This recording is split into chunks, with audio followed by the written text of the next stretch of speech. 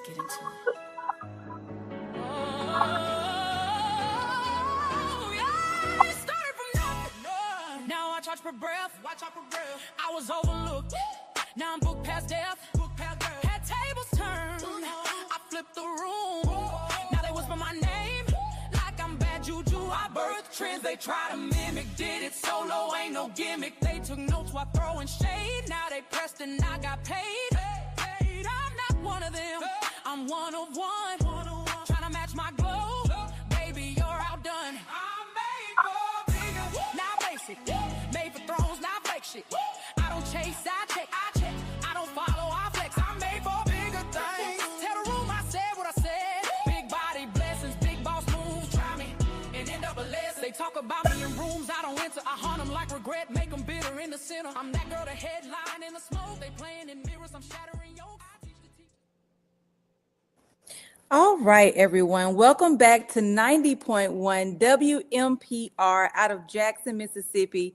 And I thank you guys for joining me for another session with Ask Astria, talking about life, health, and the pursuit of fitness. All right, guys. Today we have a special guest, Dr. Green. Did I say that? I said that correctly. It's a pretty simple name. How are you, Dr. Green? Well, thank you. And thank you for having me. No problem. So, Dr. Green, you work out of Jackson, Flowood, Mississippi. Am I understanding that correctly? Yes, ma'am. Yeah. And can you tell us a little bit about what it is that you do? Yes, ma'am. I primarily take care of diseases that affect the kidneys as well as general health maintenance, primary care. And I've been doing that now for about 17 years. And we are located on Lakeland Drive, currently in Flowood, about a block up from GI Associates, just to kind of orient people where we are. The clinic is called Good Faith Wellness. Okay. Good Faith Wellness. I like that. So I'm trying to, I think that's the first time I personally have ever heard of a doctor's office. It sounds like a wellness center. And then I want to kind of go into what you just said, because I think I, for one, need a little, I want to get a little understanding. You said you take care of kidneys. Yes, ma'am. And you said general health maintenance. Yes, ma'am. Yeah, I take care of all people except kids, and so because so many diseases affect the kidneys, and the kidneys are integral to functions of every organ in the body. So I do a lot of primary care, but in particular, I do special care for those who have isolated diseases that affect their kidneys. Okay, I'm gonna get into that a little bit more, because I need a little understanding. Well, I guess we can go into that now. What you said, primary care and general health maintenance. I don't think I understand the difference between the two. Well, the truth of the matter is that most people aren't sick. Most people will have some encounter with their health at some point, but if you read the obituaries, a lot of people will make it to 70 and 80 and not have any chronic comorbidities. But I think that the discussion about health usually interacts with the healthcare setting, because in our conscious, we want to prevent disease and prevent bad things from happening when we can. And that's primarily where I like to target my practice. Monitoring, because actually those people who won't have anything don't know that they're those people, and the people who do have things don't know that they're the people who won't have anything. So we have to monitor. And so I make myself available for that monitoring, as well as isolated things that come up when you have colds and flus and rashes and all those kind of temporary things. But when I get kind of keyed into my job, it's things that are a little bit more complicated, including the sequelae, or things that happen after you have long-term and sometimes undiagnosed hypertension, if you have undiagnosed or uncontrolled diabetes. Those are the two biggest things in our community, but also things like inactivity due to osteoarthritis and just kind of wear and tear, joint disease, so lung diseases, those kind of things. Okay. So, I mean, general health maintenance and primary care. I guess my mind is kind of going, it kind of is the same thing, or do I just go, I just come to you just to get regular checkups, even though I know that I'm healthy for general health maintenance. And Yes, then ma'am. primary care when I have a cold or something, that's the primary care. Am I understanding that correctly? Yeah, yeah, to some degree. I think though that we try to encourage an ongoing relationship between healthcare providers, whether those are physicians or mid-level providers, which are like nurse practitioners or physician assistants. And so when we talk about just that healthcare maintenance, then we talk about things that may come up within that ongoing relationship. And so primary care is more reflective of the conversation about ongoing relationships with your providers. I think talking about that is a show all on its own. So I'm gonna slide away from that for right now. But everybody, you hear that, right? You see that there is a general health maintenance category when you about going to see your doctor. I did not know that. So we've learned, that's one thing that I've learned today. So I thank you for that. Where are you from, Dr. Green? I'm from a very rural area that is between two rural towns, Bolton and Edwards, and that's pretty much that's the core of who I am as a person. Is just a country boy who went to the city and learned a little something. And I'm trying to come back and do some country folks some good. Do you ever go back to, so you, wait a minute, you said you're from a town in between Bolton and Well, Edwards. it's not How a is that time. possible? I Because it's know. like a blend and you've Well, it's gone to not a. both of them. So It's not a town, but for those folks who are listening, who are members of Chapel Hill Missionary Baptist Church out that way, Mount Elizabeth, who live off 467, they know that we got an area all of our own, you have a close and zip code. right, right. So yeah, 39066, 39051, 041. All right. Let's see. I think I might have, he might have, you froze up on me, Dr. Oh, Green. sorry. It's the weather. We're gonna blame it on that. It is the weather. The weather is horrible. But we're gonna make it through it by the grace of God. All right. So you are from, so are we gonna say Bolton or Edwards? Well, I grew up with a. I think we need to pick one. I grew up with an Edwards address and a Bolton phone number. So you take Go to that. school. I went to school, funny enough, in Raymond. Mississippi. I love my state. I love my state. Yes, I ma'am. don't know how many of you all that are watching or listening in that are from your state has cities like this, but you never know. I mean, it's like you go across the street and you're in a whole nother town. I That's love it. right. I That's love it. right. All right. Do you ever go back there, Oh, Dr. yes. and Yes, speak? ma'am. Yes, ma'am. I'm there frequently. My mother lives there, and so yes, ma'am. I'm there all the time. Matter of fact, there's a little store called Gaddis McLaurin, and yeah, I'm always in there getting some kind of spray or getting some turnip green seeds. I mean, so yeah, I'm there all the time. Turnip green seeds. So you plant and you garden, you do that type of stuff. Yes, ma'am. I'm a collard gardening, although I don't always get out of my garden what I ought to. The birds and the and the You deer seem to beat me to it. So, the environment. I love it. All right. So, Dr. Green, if you would tell me a little bit about growing up in your area and what inspired you to get into the profession of taking care of people's kidneys. That's very specific. I've always wondered kind of how do people go into specialties? Did you come out of medical school and say, I want to go into, taking care of I'm just going to say taking care of kidneys. I apologize if I yeah, sound like, no. That's exactly what I like to think that I do. But funny enough, where I grew when and where I grew up, there wasn't a whole lot of resources, and back then we knew how to come together as a community. And my grandparents had always been maintaining farms, and we killed a lot of hogs, usually in the fall. oh, So I actually had a fascination with kidneys going back to my childhood, 3, 4 years old. If anybody knows anything about killing hogs, you get up early in the morning and you slaughter the hogs, and while you're slaughtering, you isolate the kidneys out, and you pair them and you boil them first, and then you sit them on the side and you roast them.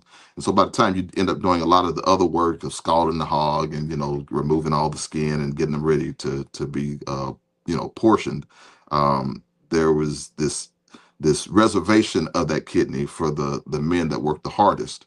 And I always associated the kidneys with that kind of that kind of um, elevated status. That if you work hard, that this is the reward. And so that's where I got my first.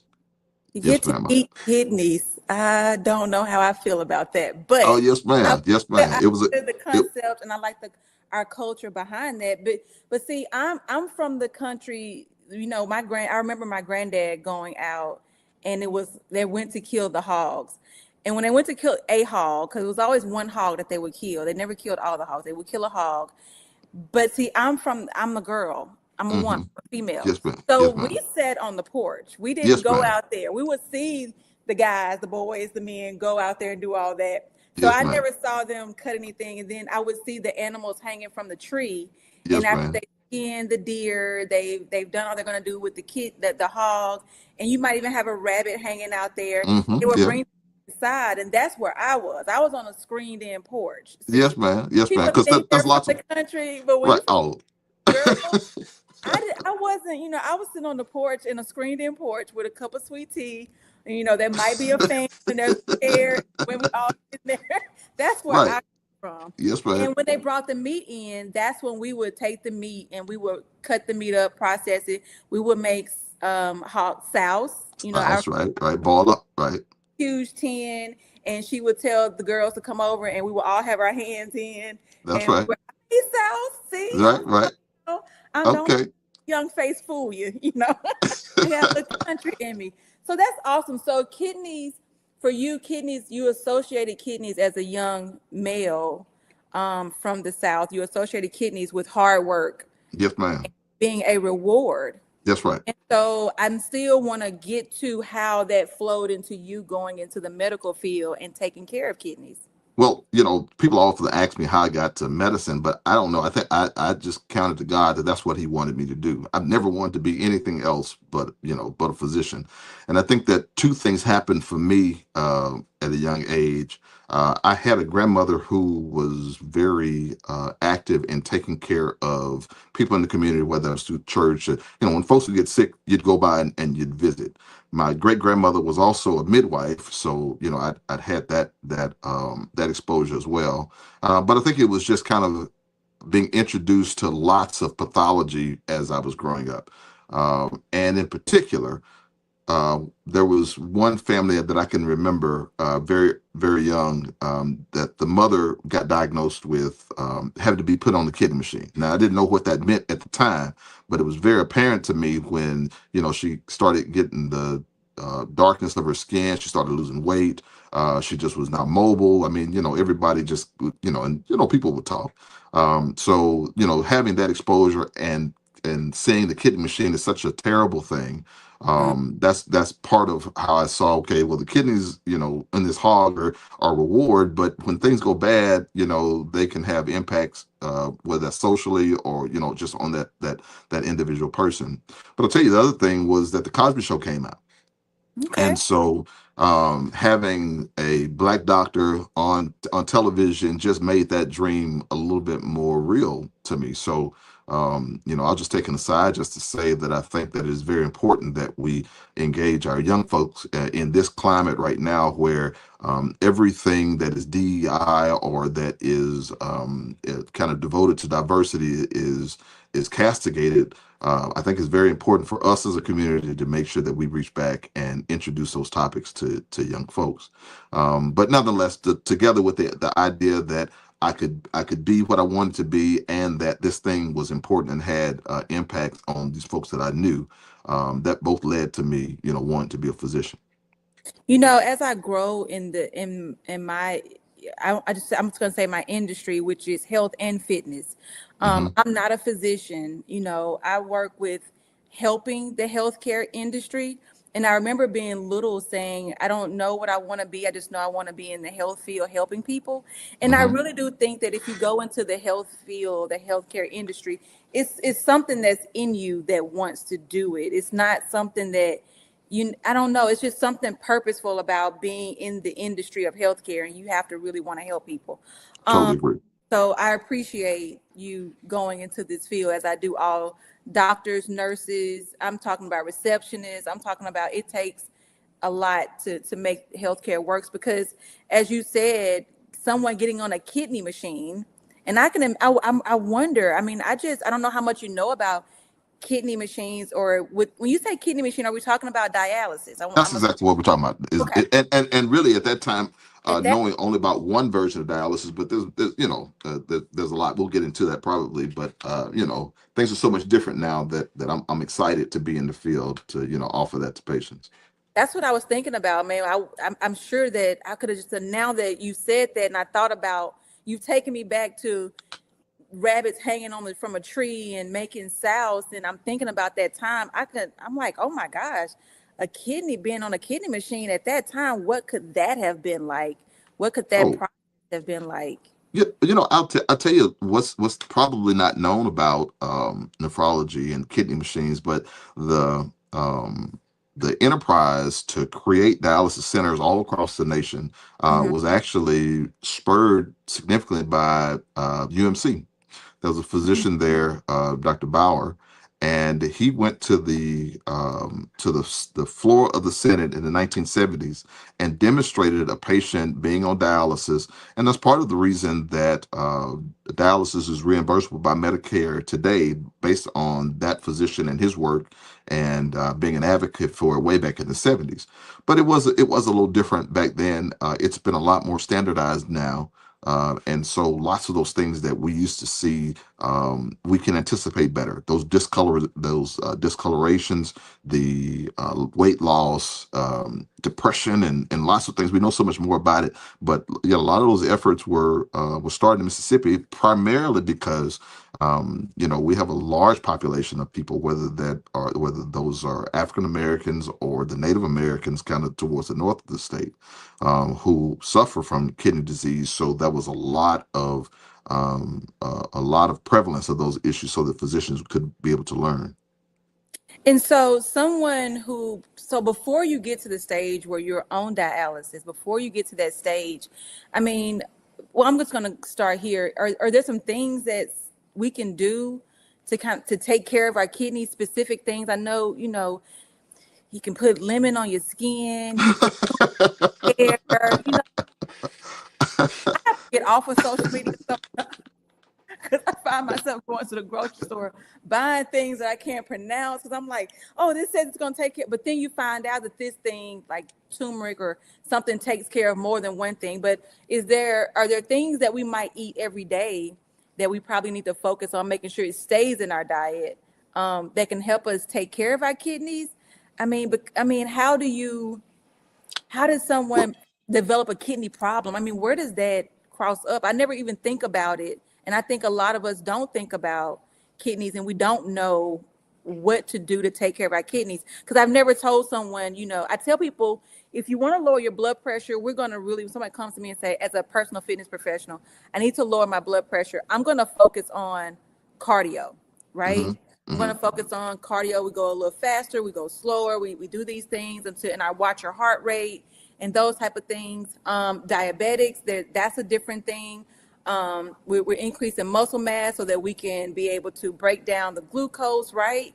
And so I've never thought about taking care of kidneys. hmm hmm Yeah, well, there are, of course, the first step is just good old common sense, diet and exercise. But the problem is, by the time you start paying attention to that common sense, you've had a life of Kentucky Fried Chicken and McDonald's French Oh, fries that's- and you gotta uh, break down that diet. People always say, well, you need to have a good diet and exercise. Well, honestly, a diet is just what you eat. that's right, So that's right, what is that? right. Or what should Um, we be eating? I don't know. so from in medicine now, we have a number of diets. Of course, the best one is a thing we call a Mediterranean diet, and it is very kind of high proportion towards legumes. So we're talking about peas and What's high a five. You got to What's that? stop right there. What Yeah, is yeah, a legume? yeah. And I'm asking for the people Yeah, behind me. absolutely, What absolutely, is a absolutely. legume? things that we eat already, peas and butter beans and Okay. those kind of things where you can get a lot of protein basically from the seeds of a plant. Because remember that those seeds are designed to be their own independent thing. Should they get spread and planted somewhere, so they've got a certain source of carbohydrates, but it's in a healthy proportion because it's been designed to be a baby, for that plant, down the road. And as humans, of course, we domesticate those efforts for our benefit. And so, but the problem is that sometimes we get a little heavy with the ham hocks. There's the green of fruits and vegetables are great, but sometimes it's the things that the ways we choose to enhance those foods, partially culturally, partially just because we got the means to do so now, that kind of throws us from those common sense diets. When I was growing up, we might have like that kind of proportion of steak and ham hock and those kind of things for past anniversary in October. You may get it during Christmas, but we didn't eat that every day. Now we can have it every day. There's no day if I feel like I want to have a roast or some ribs, I'm gonna go have it. Matter of fact, and it's not a point that I highlighted. That Dr. Robert Smith, he says it all the time. When he first moved to Mississippi, the primary problem was starvation. You just didn't have enough to eat. Now the problem is obesity because we have an abundance of these things that just taste good, donuts and these unsaturated fats that we put in our diet, and the body is just not used to those proportions that we have, and so that creates an important change in our individual households. Now I won't take a side to talk about the fact how hard it is to have an environment where somebody's cooking in the kitchen every day, and that we have the resources to buy fresh fruits and vegetables, because they're just not available sometimes. But nevertheless, that would be the first steps is to have a vigorous, planned exercise activity, as well as a planned Like, diet for yourselves and your families. That'd be step number one, because ultimately the problem is that some kidney diseases are just kind of encoded in your DNA. mm, You just have a likelihood to develop hypertension or diabetes or things that affect the kidneys, kind of autoimmune diseases where your body attacks its own self. Some of those just in our makeup. But the sad part about it is that most of the diseases that we see are preventable, and they could be done so by just changes in the way we eat and preventing diabetes or preventing obesity through our exercise. you know, I used to, when I started to hear about kidney issues and challenges, I've always been a big water drinker. And I Hmm. remember my grandmother, she was a diabetic. And from diabetes, she ended up having to go in onto dialysis. Now, me being the grandchild, there was certain things about her medical conditions that I just didn't know. And I didn't even think to ask. I just wanted to know what's going on with grandma, right? Hmm. And so, I mean, I just knew that one point she was diabetic, and the next thing I knew, she was going to dialysis 3 days a week. Mm. And I was Right. like, man, that's a lot. That's a lot to go to dialysis. I do want to ask you, could you maybe go through and explain when someone is going to dialysis, what is happening? What is the process? What are they doing? What does dialysis do for you? Yes, ma'am. And I want to come back to, but you just mentioned something else about proper water intake. I just want to just take a second to discuss that. I always said there's an 8 by 8 rule. So if you drink 8 glasses of 8 ounces of water, so that's usually about 64 ounces of water a day. But if Mhm. you don't want to do the math, everybody who goes to the restroom knows what color their urine is. And so, to keep it simple, just to drink enough water so that your urine's clear. Okay, so that's. I just want to take that second. When you say Uh, clear, hold on, I'm sorry. And hopefully we can get back on track. I'm gonna write down kidney. dialysis process, so we don't Uh-huh. forget that. Because I do want to make sure, because I never knew what that process was and what it actually did. I just knew she went to clean her kidneys and it was something about her blood. But we'll get back Hmm. to that. But but when you know, drinking water and clear urine, it's like I can only get clear urine right after I drink the water. If I wait an hour after that, It's back. Yes, it's yes, back ma'am. Right. dark yellow. And what is clear? I mean, Well, how let, clear does let- it be? okay, Because so I'm like, so I drink nothing but water, but my urine is not that clear. right. So let me. So we use a term called amber, right? And so what does that? What does that mean? Excuse me, just a second. I thought that would maybe your tornado warning. I was like, No.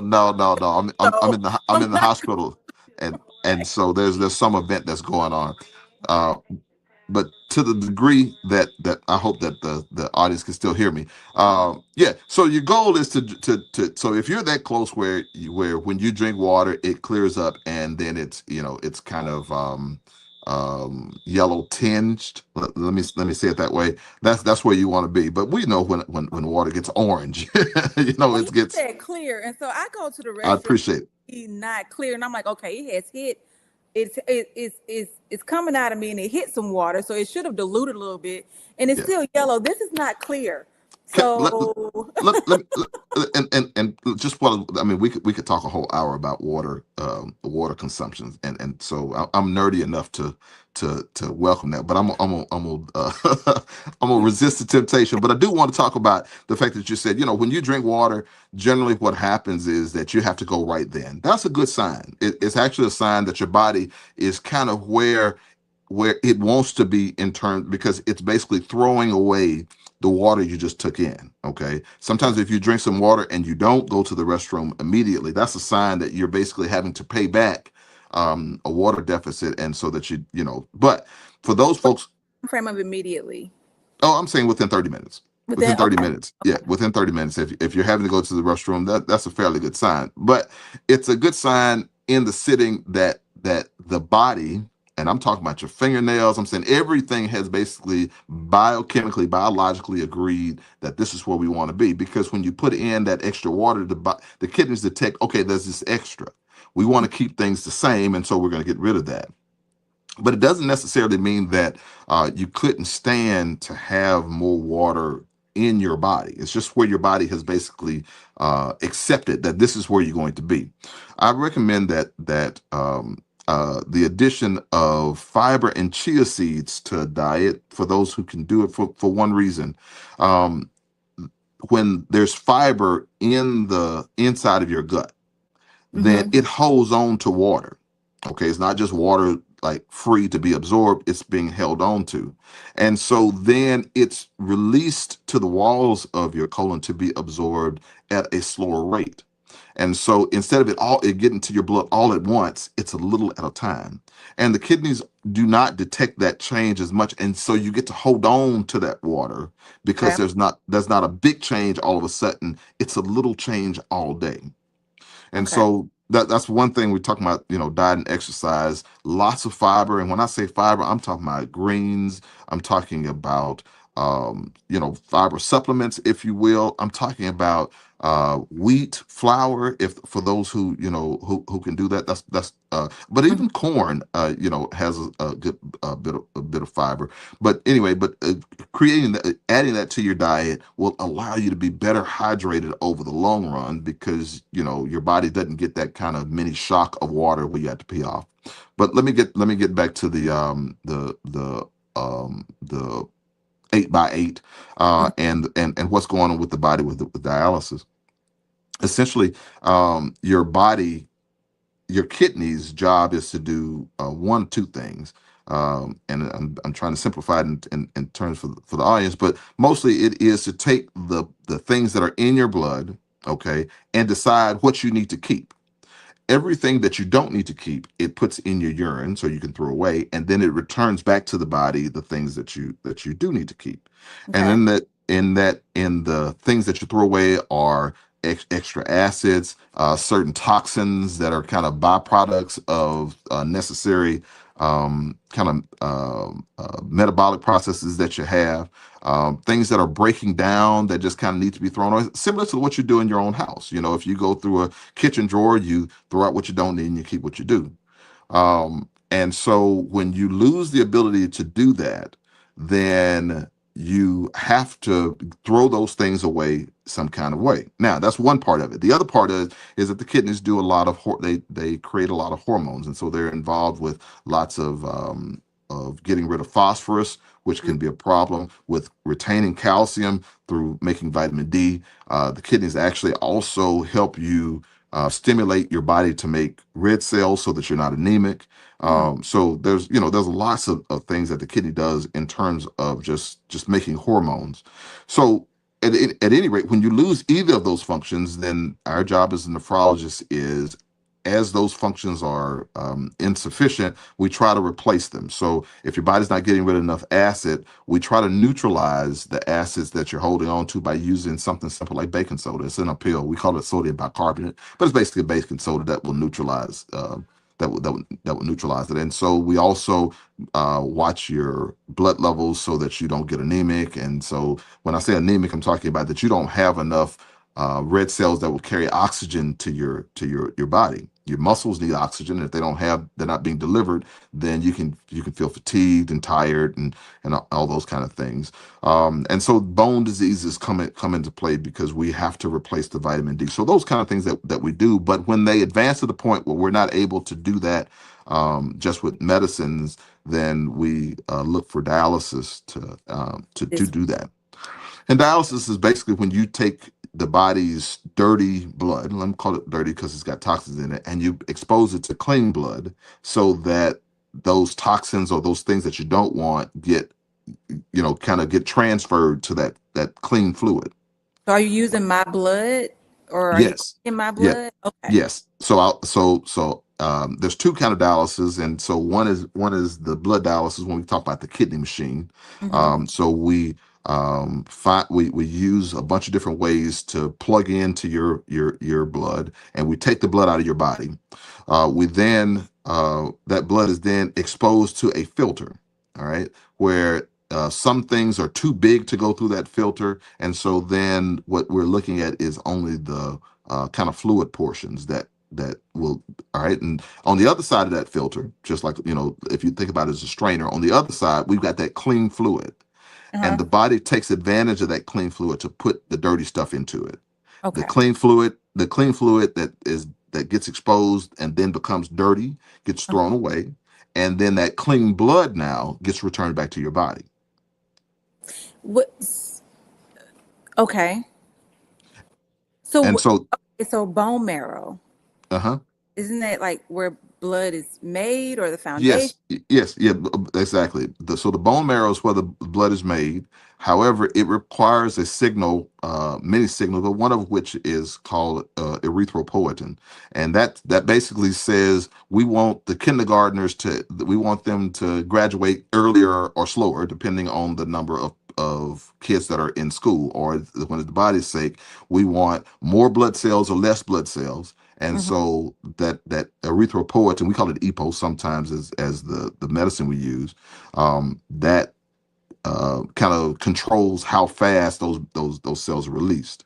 Okay. But of those cells, once it gets to be the red blood that you see kind of going through your body, Mm-hmm. the cells are in a fluid mixture. In that fluid, we call it serum, is electrolytes and proteins and all the stuff that your body needs to kind of keep itself going. And unfortunately, if your kidneys are not able to kind of process that and throw things away, the Mm-hmm. clutter can create a bunch of different problems. Okay. So the kidneys is the dialysis machine. Am I? Exactly. That's I exactly got right. it. Look That's at me. exactly right. All right. That's So exactly right. I want to go back to water. Uh-huh. Sorry, I want to go back to water. Can you have too much water when it comes to your kidneys? Absolutely. Absolutely. when we talk about water intake, and this is me being a nerd again. Come on, I'm uh, okay. That's what you're here for. I look, need all the look, word in you to come on out. I'm also a pretty decent cook. Now, the people who's listening on the radio, most of them I think will agree, but I'm a pretty good cook. So, one thing, if I go in and make a pot of soup, one thing that you don't want is too much water in that soup. Right, you want it to Right. have the right amount of potatoes and all that kind of stuff. So I want you to imagine making a pot of soup. All right, and you got some guests, and you need some more soup. Right.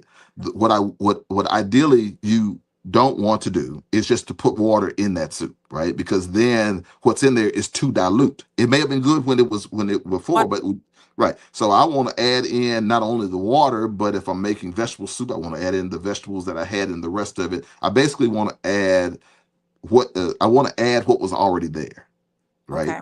All Mm-hmm. right. And so if you drink too much water, it's the same thing. You can dilute what your body already has. And that's why it's important for the kidneys to see this, say, okay, you know what? I don't like all this water I like the way that my blood soup tasted before she did that. She took that Mm-hmm. water. So I'm Mm-hmm. gonna dip out that water she just drank and throw it away. Okay. That's Okay. a and to talk about the slow process of when you can have fiber in your diet as compared to that, you know, I can just pour a little bit. You know, I'm cooking that soup, and when it gets good, of course, is when you let it sit all day. But of course, it's lost water over the day because some of it is boiled off. All right. Right. Okay. So then I have to add a little water constantly to keep that soup just right. And that's what most of our water is for. When our body is throwing away those toxins, it requires water. And Okay. so to replace the water that the body had to use in order to throw those toxins away, I've Mm-hmm. got to put in a little at a time. And so that usually like a constant flow Oh, with the fiber in your diet would mhm. allow you to put it in a little at a time Okay. constantly rather than all of a sudden all at once. So it's like drinking a little bit of water. So it really is best to walk around with a gallon of water all day and just drink on it all day versus trying to go ahead and chug all your water at one time. Yes, Did I ma'am. Yes, ma'am. You chug all your water at one time, you're gonna pee it all out. You're gonna pee it all out, and so your body really won't be able to absorb it or use it the way that. Exactly. Look at me Exactly. translating what the Exactly. doctor said. I hope you all are listening today because Oh today is yeah. the message. I love it. Okay, so you can have too much water, and I used to tell my clients because I didn't know, and I used to tell my clients because they felt like they would be like, I would tell them the 8 ounces, right? That because that's the standard, that's the base amount of water that your body needs in order to operate and function the way that it needs to, right? Mm-hmm. Eight Right. ounces. Right. Give me that at least. And so I would tell them because they would say I can't drink all that water, but that's because we would take a look at lifestyle, and I would be like, you need to move. I need your body to move because you're not giving your body a reason to need to use the water. Mm-hmm. So I mean, am I kind of on the right track? And it actually worked. I Well, mean, because to me that was the safest answer for that for them yeah, versus yeah. than going to But the doctor. and no, I mean, I think it's good advice. But you know, there are times when I say like, you know, that pot is boiling, right? So you're gonna you're not gonna always lose water at that low temperature. Some, Uh-huh. you know, one of your kids will come through and knock and turn the stove up, thinking that that's what you wanted, right? And so Right. there's some conditions where you're going to lose water faster. Diarrhea, inference, you know, if you get your stomach bug, so then you've got to be aware to increase your fluid intake, water intake, at least to account for the fluids you lose in your stool. When you have a fever, right, you're boiling water, you're sweating, right? So when you exercise, you're sweating. So you have to be aware to replace those not only with water but good diet. Because remember, we don't want to add just water back into our soup. We want to add in stuff that's more like what's already there. Gatorade is the commercial attempt to do that. But you know, you don't have to spend your money on Gatorade, just water and a good and a balanced diet. You know, So that takes help to know. I'm glad you mentioned Gatorade because this was Uh-huh. another thing that I wanted to talk about when it comes to kidneys. People are always, I've had clients to tell me I don't like how water tastes, and I have to take at least 5 seconds and just look at them. I'm like, Hmm. what are you talking? First of all, if your water tastes like something, don't drink it. Well, look, Say don't. I'm gonna put a pin right here. All those folks out there in Bolton and Edwards, our water tastes good, and it tastes like something. And so, but I'm gonna leave it at It tastes like that. bottle that up and sell it. Okay, so frozen water. Yeah, Okay, but you'd have to put it in a container that's not clear because not everybody likes the way that our water looks now. So I know there's a water crisis, but but oh, nevertheless, that's another show. that's a whole nother talk. Right, That's a right, right, right. debate. I don't know about that. We had to bring some science. I need a couple of people on here to talk That's about right. that. That's right. That's right. And it tastes good. What's in the ground? But that's okay. So you almost have a well. Another conversation. Let's get Another conversation. on Another track. On conversation. track. That's right. That's So, right. but water enhancements. People are always like, well, can I use this water enhancement? Some water enhancements, they're like, oh, it has no sugar in it. I said, but what is the sweet taste? Why is it sweet? It has aspartame in it. That's a problem, these chemicals. When it comes to kidneys, if you're having some issues, which I have another question that's going to lead into why I said that, but what do you think about water enhancements? You know what? As Does far that as I'm equal concerned, water? That's the okay, question. That's the okay. same thing because I have to argue with my clients all the time. It's you drinking Kool-Aid. I tell them it's Kool-Aid. What do you do with Kool-Aid? You take a pack of Kool-Aid, you put it in the water. If you take water enhancement, you're pouring powder into it. It's Kool-Aid to me. It's just a different taste. Yeah, yeah.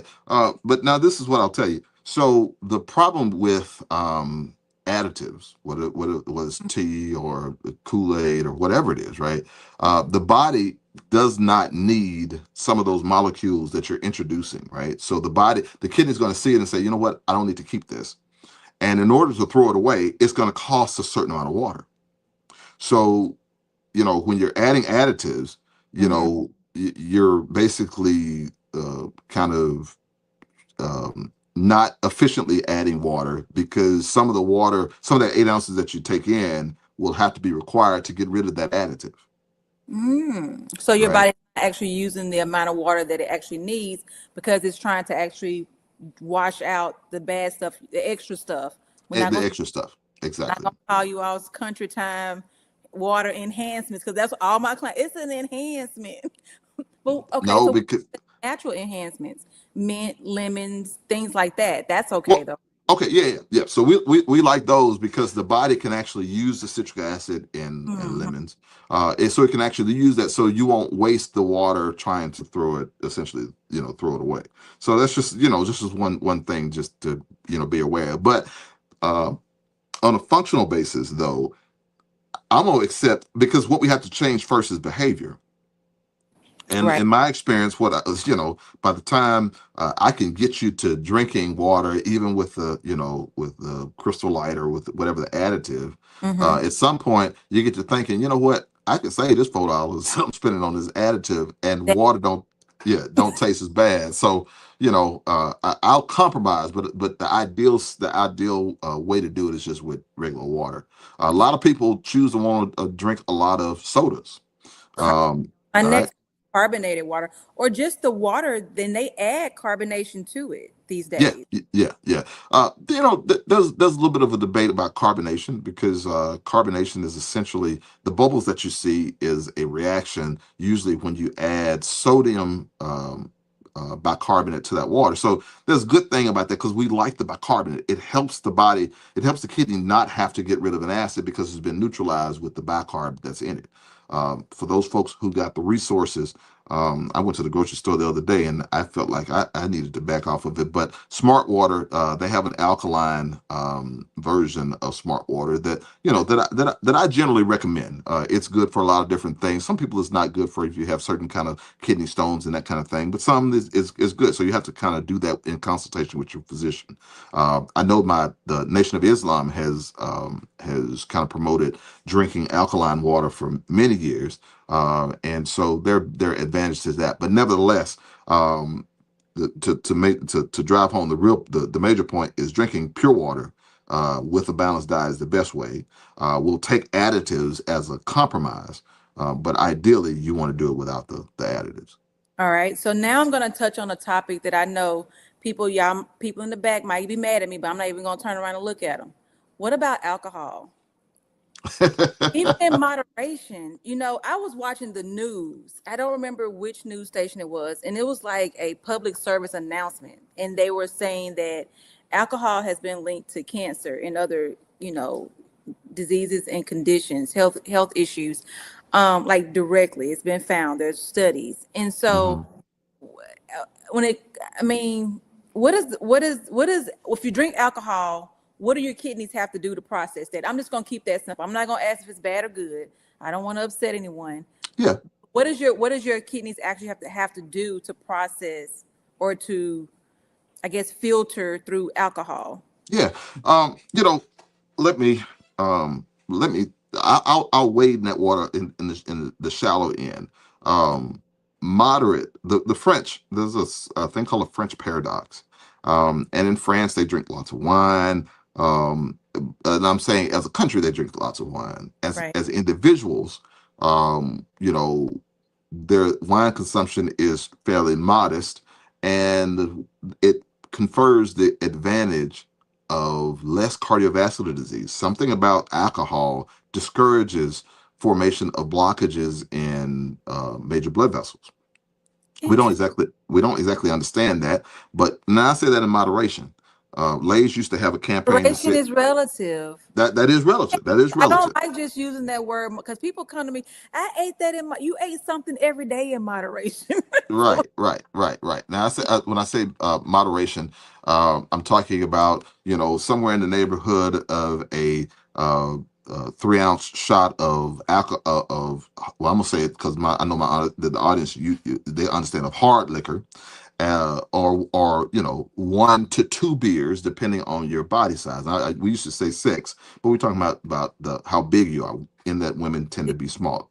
But now the question is who's going to drink 1 beer I was and about who to say, right. I'm uh gonna let you have this topic. Go y- ahead. yeah, who's going to drink 1 beer and whose shots is only 3 ounces of alcohol. So that's where that is. So we'll leave moderation in quotes. But generally the danger of over consuming alcohol is what the body has to deal with. One Overconsumed alcohol. Well, I generally say that when most folks, quote unquote, get buzzed and they have to use the bathroom the first time, that's your sign that that alcohol level has risen to the point where it's now affecting the brain and the kidneys. The brain, there's a hormone called antidiuretic hormone. It's also known as vasopressin, and so that's my nerdiness. But I'm gonna get out of that. All But right. it but it encourages the kidneys to make more pee, essentially partly maybe to get rid of the ethanol or alcohol that's in the bloodstream. So that's your first sign. That's your first sign.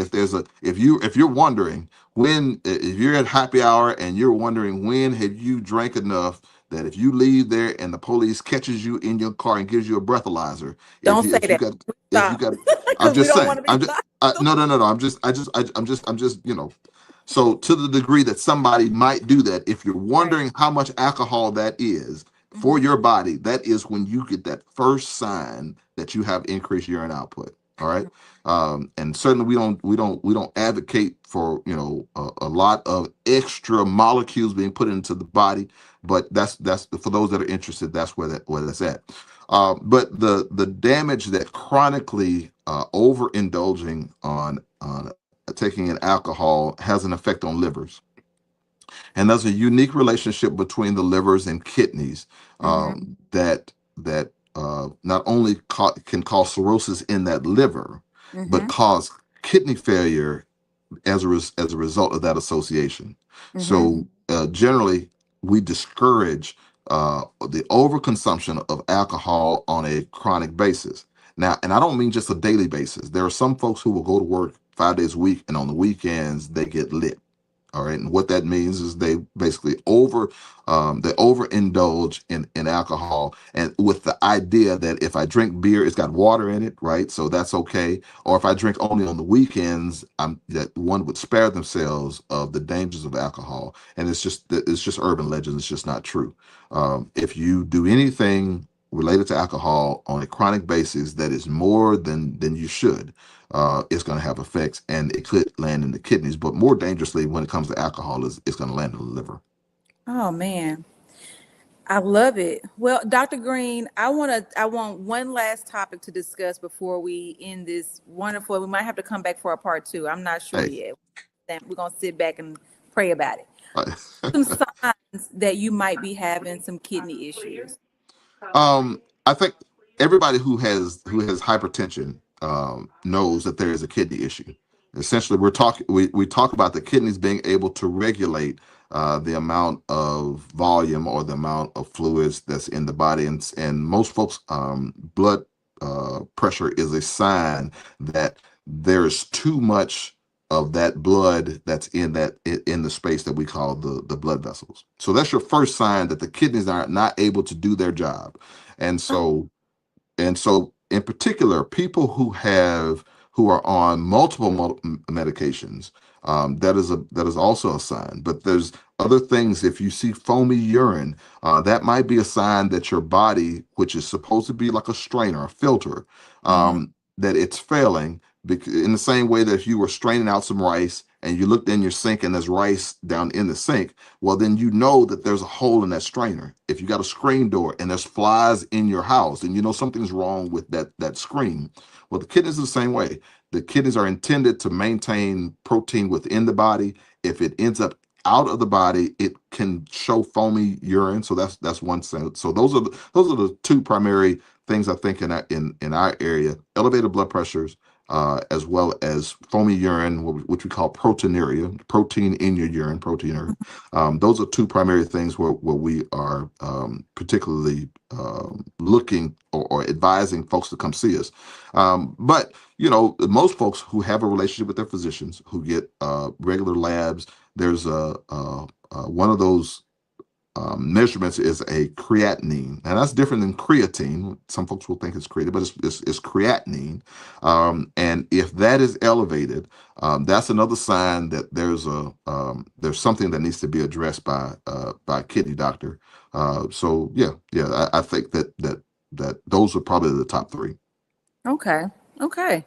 So you need to go to the general health maintenance doctor and make sure you're keeping an eye on your creatinine levels. Right.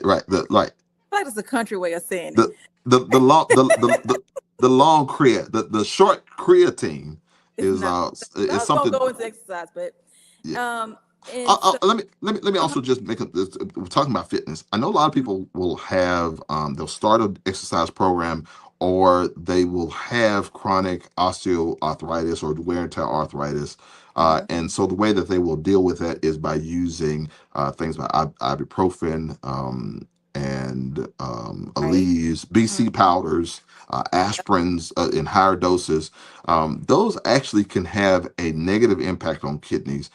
Say it And one more time. I want you to repeat that part seriously, yes, because man. people So, really I mean, especially those who are new to exercise. hmm That is a big thing. People go home and they tell me I popped some Advil, and I was fine. I'm like, wait a minute, can't do that every time we work out. But that's go right. ahead. That's right. Yeah. So the use we call them NSAIDs, but it's a family of them. It's oral diclofenac, which we call that Voltaren. Some people, or BC powders or standbacks, right?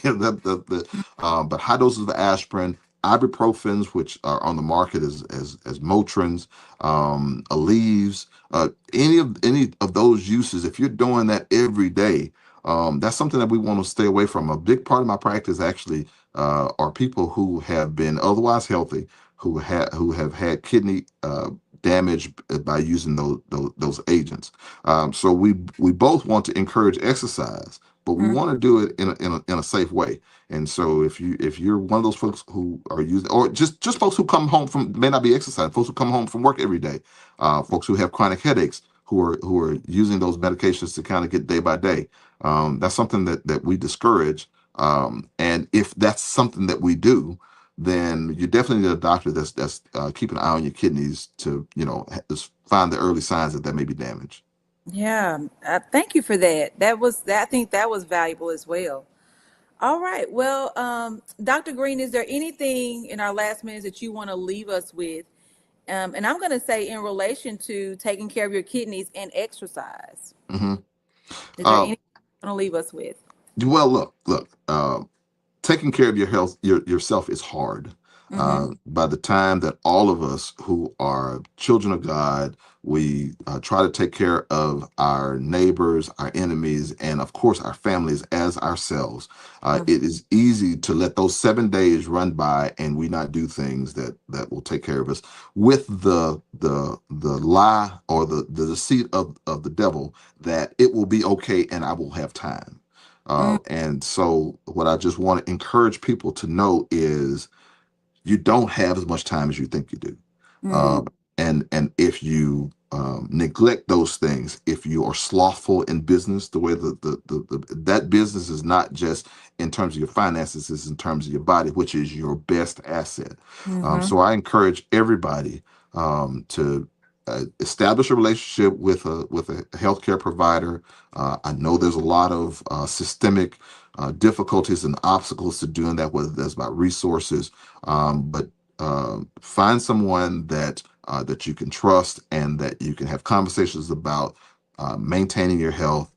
And if there are advanced things that are needed in terms of resources, what I know is that the Lord will provide.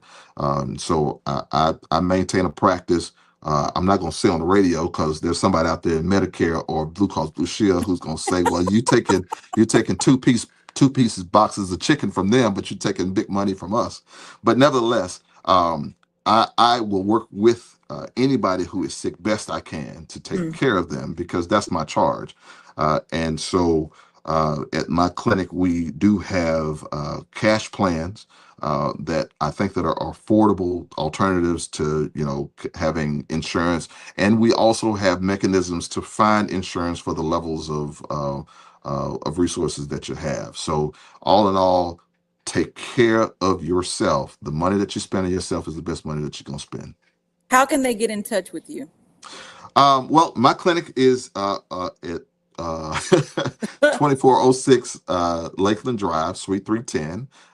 The phone number there is 769-572-7496. Again, 769-572-7496. And that's Good Faith Wellness. And that's the best way to get in touch with me. But if you see me worshiping on Sundays, or you happen to witness me infrequently as as it is at Planet Fitness, feel free to stop me because I'm a servant first, and I essentially want all God's children to meet their potentials and not be hindered by their health. And where do you worship? My family church at Chapel Hill Missionary Baptist Church. It's on Chapel Hill Road out there in Bolton. In Bolton. All right, guys. There you have it. Take care of your kidneys. Again, physical activity, exercise is more important than you think. Drinking water. I mean, there's so many things, signs and symptoms. If you have more questions, you just want to get checked out, take a look at some things and see what you need to improve upon. Call Dr. Green. Stop by his clinic in Flowood, or you can go to his church in Bolton, and try your best to be as healthy as you can and take care of the temple that God gave you. All right, guys, until next time, we thank you and see you again on 90.1 WMPR. I am Ask Astria, talking about life, health, and the pursuit of fitness, and we'll see you next week. Let's get into it.